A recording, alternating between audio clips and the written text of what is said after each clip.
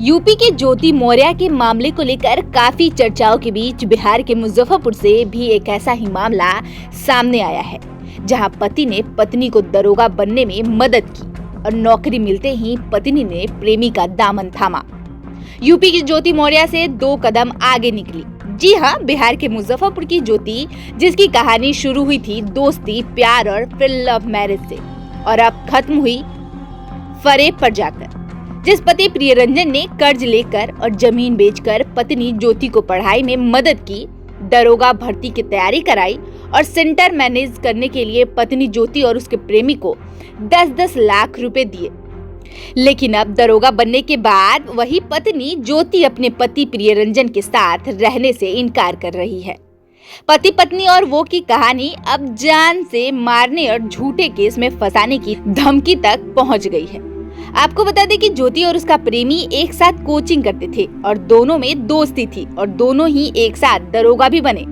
फिर दोनों ने 2009 में लव मैरिज कर ली और दिल्ली में रहने लगे, जहां प्रियरंजन रियल एस्टेट का काम करता था तो वहीं पत्नी ज्योति एक बैंक में नौकरी करती थी। साल 2012 में ज्योति ने बीपीएससी की तैयारी शुरू की और फिर गुड़गांव में कोचिंग करने लगी। दोनों का एक बेटा भी है।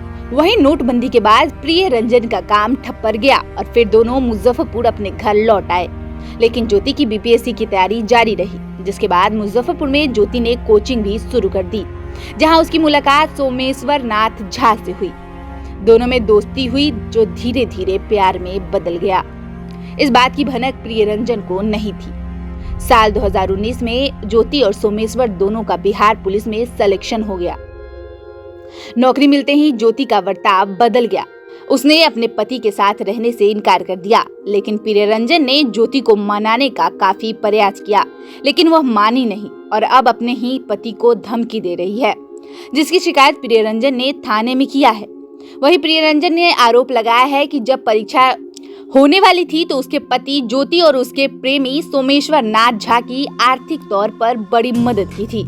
ज्योति और उसके प्रेमी सोमेश्वर का सेंटर मैनेज करने में उसने 20 लाख रुपए भी दिए थे। प्रियरंजन ने बताया कि ज्योति ने कहा था कि सोमेश्वर की मदद कर दीजिए, उसके पिता के पास पैसा नहीं है, बाद में वो पूरी रकम लौटा देगा। इसके लिए प्रियरंजन ने अपनी जमीन बेची थी और दोस्तों से कर्ज भी लिया था। लेकिन अब जब प्रियरंजन सोमेश्वर से पैसा मांगता है तो ज्योति ही उससे लड़ने लगती है। फिलहाल ज्योति कटिहार में पोस्टेड है। इस मामले में अब प्रियरंजन को जान से मारने की धमकी मिल रही है। प्रियरंजन ने 10 मई 2023 को एसडीओ पूर्वी को आवेदन देकर इंसाफ की गुहार लगाया है। वाइफ का नाम ज्योति कुमारी होगी। 2019 बैच में सब इंस्पेक्टर दरोगा है, कटिहार में पोस्टेड है। मेरा 2009 में शादी हुआ था। शादी के बाद उसे पढ़ने का एक शौक़ था, जो मैंने उसे पढ़ाने के लिए यहाँ से ले वैशाली कोचिंग से लेके पटना, दिल्ली हर जगह पे पढ़ाया। दरोगा बनने का एक सपना था। उसी क्रम में उसका सोमेश्वर नाम का एक दोस्त बना, जो उसके साथ पढ़ता था और उसी के साथ पटना में रह के तैयारी भी करता था। उसके पढ़ने के दौरान और उसके पढ़ाई से लेके उसके सेंटर मैनेज करने तक का 40 लाख रुपए मैंने ज़मीन बेच के पैसा उसे दिया। प्लस उसे तो दिया ही है, उसके जो दोस्त है सोमेश्वर, उसे भी मैंने पैसा दिया इसके कहने पे कि सेंटर मैनेज करने के लिए आप हमको पैसा दीजिए।